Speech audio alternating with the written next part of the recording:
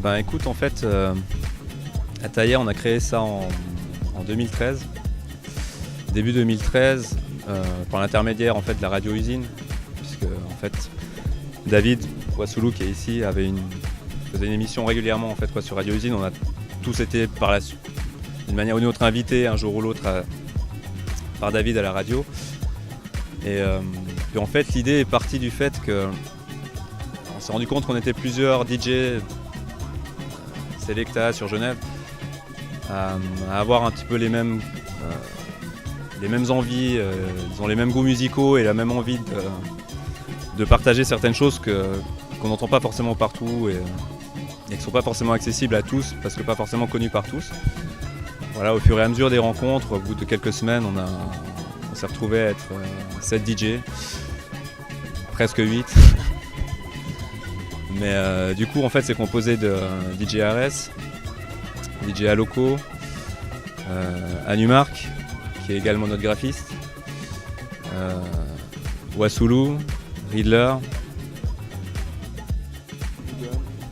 Mr. Duden également, qui fait partie de l'association des Barjots avec Ares également, et moi-même, Arioops.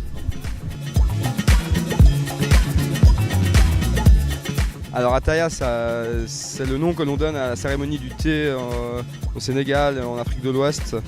Mais c'est le nom, voilà, on boit essentiellement beaucoup de thé à la menthe, de thé vert à la menthe en Afrique de l'Ouest. Un certain nombre d'entre nous avons été en Afrique de l'Ouest précisément. Et surtout c'est quelque chose qui se partage en fait. Et puis c'est un peu ça l'idée, c'est qu'on partage un peu notre musique et puis à travers un nom un peu symbolique. Et voilà, donc Music Box après parce c'est des boîtes à musique, on a tous une box avec de la musique dedans en fait.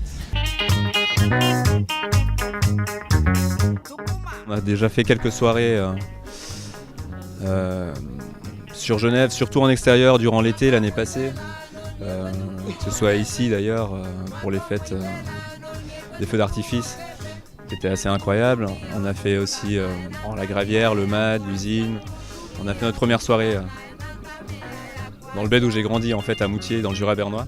C'était une chouette expérience. On a fait la fête colombienne aux grottes pour l'été passé, donc voilà quoi.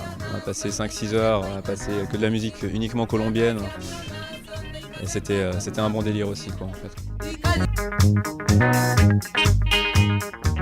En tant que collectif Ataya, c'est difficile à dire parce qu'on a hormis Moutier, c'est notre seule date intercantonale on va dire.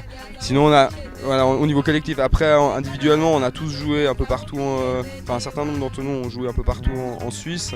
Et du coup c'est vrai que c'est disons que le public suisse j'arrive pas vraiment à le définir parce qu'au final il est différent dans chaque ville et puis donc voilà, généralement il est plutôt preneur, il est pas toujours connaisseur, mais après j'ai envie de dire que c'est à Genève que le public est le plus difficile. Et puis d'un autre côté, c'est aussi ici que le public est le meilleur, quand vraiment il est bon, c'est vraiment... après on est Genevois, donc c'est clair qu'on va prêcher un peu pour une paroisse, mais du coup c'est vrai que ça dépend, après c'est aussi un peu notre job à nous, de faire en sorte que le public soit... Après c'est un échange, hein. Enfin voilà, c'est aussi l'idée du Ataya, l'idée de l'échange, du partage, il est là quoi.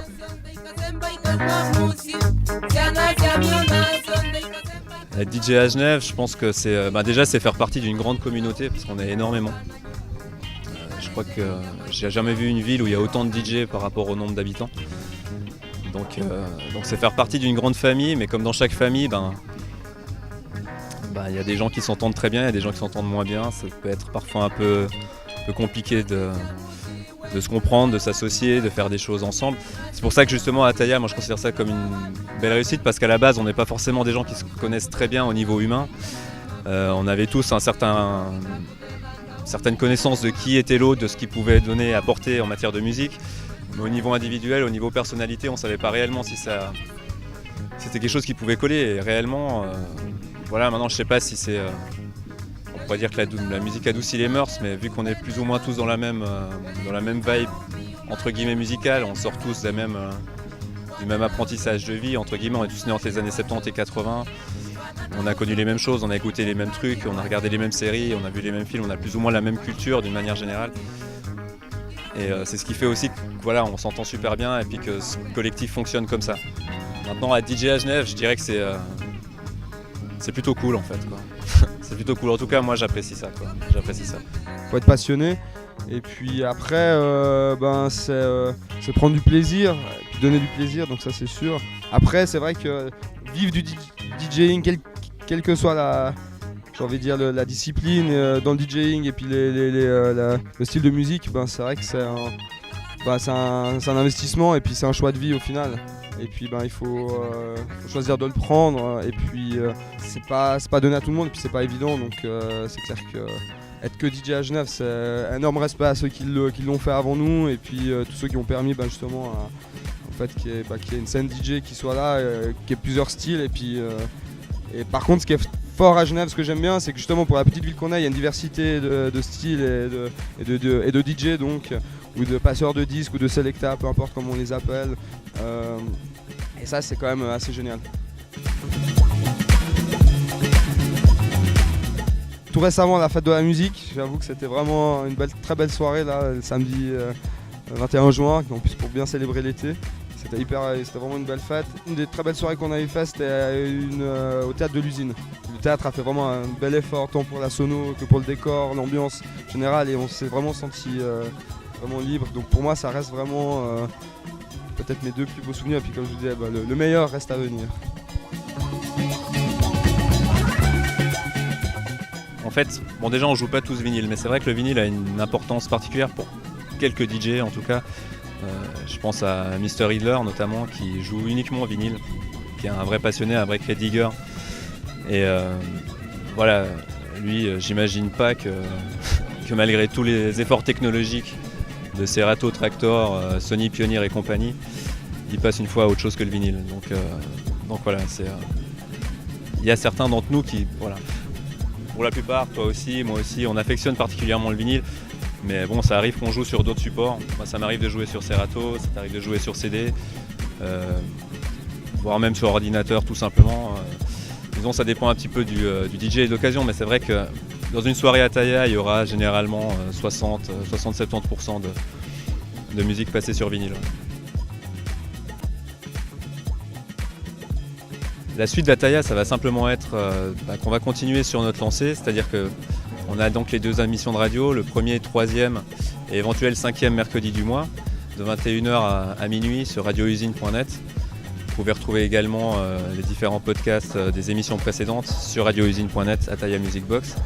Il y a des projets de production qui vont arriver également, mais bon, ça c'est des trucs qui sont encore balbutiants, donc il faudra attendre encore un petit moment pour qu'on voit Ataya dans d'autres sphères que dans la sphère radio ou soirée, en fait, tout simplement. Je sais pas s'il y a d'autres projets de ton côté. Ouais, moi je vais aller mixer là en fait. Ouais, Geneva Summer Break avec Mr. Riddler et puis voilà, et puis sinon projet immédiat, une date à la Gravière cet été avec Magabo et Poirier. Allez, pour une petite dose d'humilité et de prétention en même temps. Et voilà, avec DJ Postman également. Et puis sinon, voilà, ça va venir. Voilà, on fait pas trop de plans sur la comète. On va vivre jour après jour ce qui doit arriver.